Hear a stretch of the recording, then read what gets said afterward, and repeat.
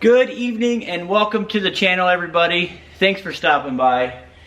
As you guys know, if you guys have been following me, last video I explained the oil leak that I had, and I thought it was coming from that oil filtration line, but I did trace it to the gasket that runs to that drain tube on the turbo side that mates to the valley. Let me show you what I'm talking about here. What I ended up doing is I ended up pulling my up pipe, down pipe, mouthpiece, not the turbo yet, but why I did that is because I have to inspect that gasket that I installed to the drain tube, which is right here. Let me show you a little diagram here. This is the drain tube right here, guys, and it mates to the valley right here. And right here would be the gasket that failed, okay? Now, luckily I work at a dealership, and they said that these they're like a cardboard material gasket. They get wet whatsoever, they could fail, and that's probably what ended up happening, guys. I probably, when I cleaned the mating surface of that and then installed the new gasket, it probably wasn't dry enough, and that's what I'm guessing caused that leak.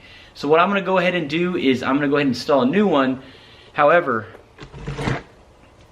I'm going to be using some RTV sealant, and this is some good stuff, AC Delco. So that's what I'm going to be up to today, guys. The other thing that I want to show you guys is this cool little tool that I received from a company that wants me to do a review on. This particular diagnostic reader is a CRP 129, and this is the launch version, which you can actually buy on the Matco truck.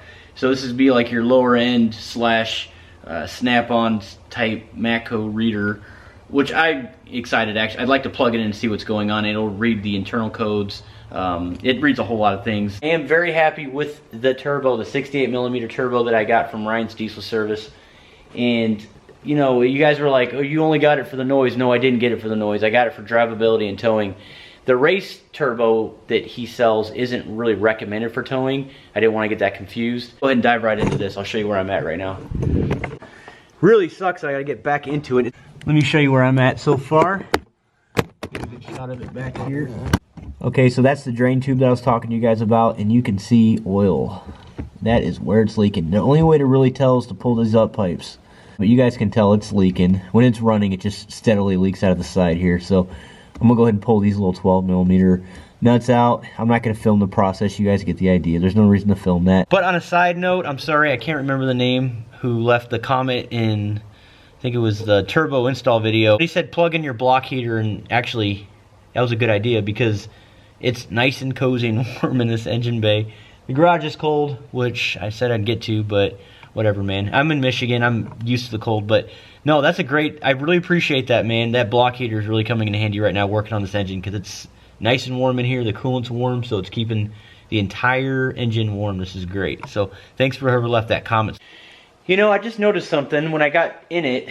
Those two nuts that hold down that drain tube were actually pretty loose. So I'm going to try something. I'm going to go ahead and bump the starter and try to get some oil pressure going. I'm going to put the camera in there too. I'm going to review the footage here, but what I'm going to go ahead and do is bump the starter quite a bit. I'd say, gosh, 10 to 15 second intervals, and just to get the oil going and see if the oil's leaking from that tube still. So that's what I'm going to do right now. I think that might be the problem though. It was semi-loose. I think that's probably what it was, and I hope so. So let's try this out. But pretty much what I'm doing, guys, is pulling this fuse right here, just jumping the relay. It's top right, bottom left, like this. Like that, guys, so you can see what I'm doing, but go ahead and put the camera in there.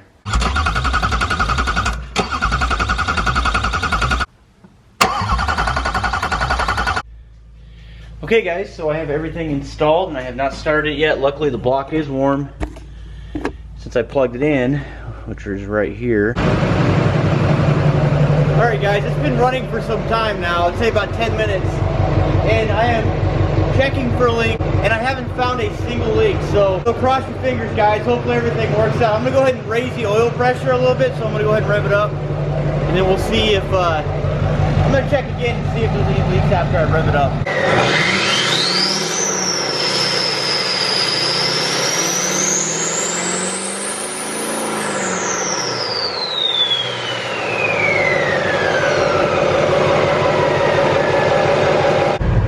guys, so I'm gonna go ahead and plug this in. Alright, so let's go to read codes.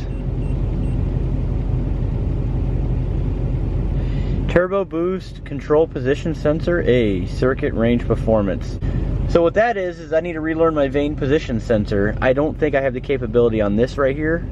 However, I do have the Tech 2 at work, so I'm gonna go ahead and do that relearn procedure. Hopefully I can get it on video for you guys so you know how to do it, but most people don't have, let's be real, most people don't have a Tech 2 at home, so. Okay, next is gonna be the coolant thermostat temperature. Interesting. I just replaced the thermostat, so I wonder why that's coming up. I'm gonna dig further deep into this one right here. I'm thinking it has something to do with my fuse block. It could be a bad pin connector in the fuse block itself. Who knows, I may have to replace that entire fuse block. That's very common now. That's where I jumped the relay, where you guys just saw there sort of in the beginning of the video. I was jumping the relay to try to increase the oil pressure. That's where the fuse block is, guys. There could be a loose pin under there, so that's probably why it's doing that. There's a selection here where you can actually track everything. The jet injection timing, that's pretty cool. Engine run time, it says. Fuel temperature sensor, 20 degrees Celsius. I gotta change that. Actual fuel rail pressure, gotta change that too.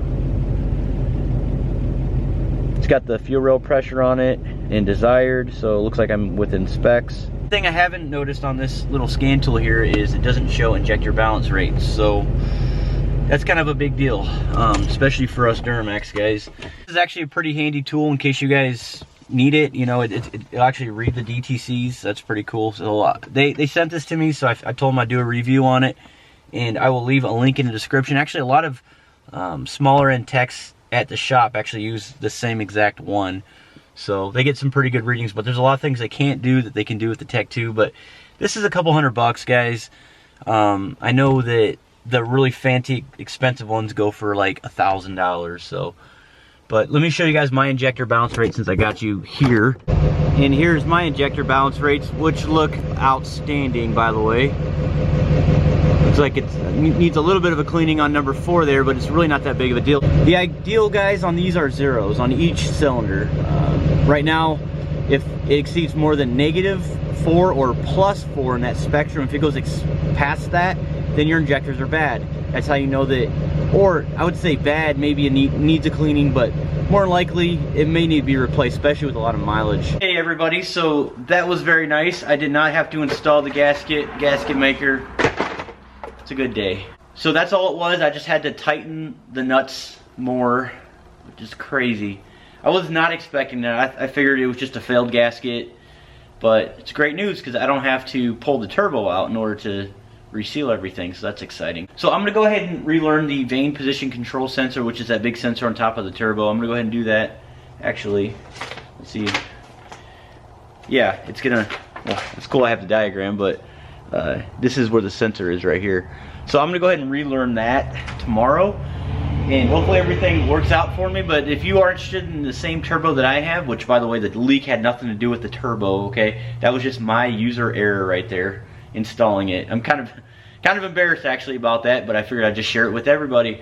Learn from my mistakes, I guess, you know. It's cool that I have this YouTube channel to show you guys what I do and what I know, although I don't know everything. But yeah, it's pretty cool.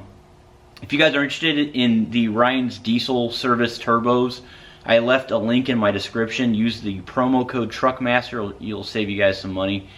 But hey, that's all I have for today, guys. If you enjoyed the content, make sure you guys subscribe. Thanks for following the build. I really do appreciate it. Oh, by the way, Duramax Life decals are back up on sale again. They fell off. I actually ran out of material, and then I started making more. So I went ahead and added that link in the description below if you guys are interested in purchasing that. I appreciate your time. I'll see you on the next video. Take care.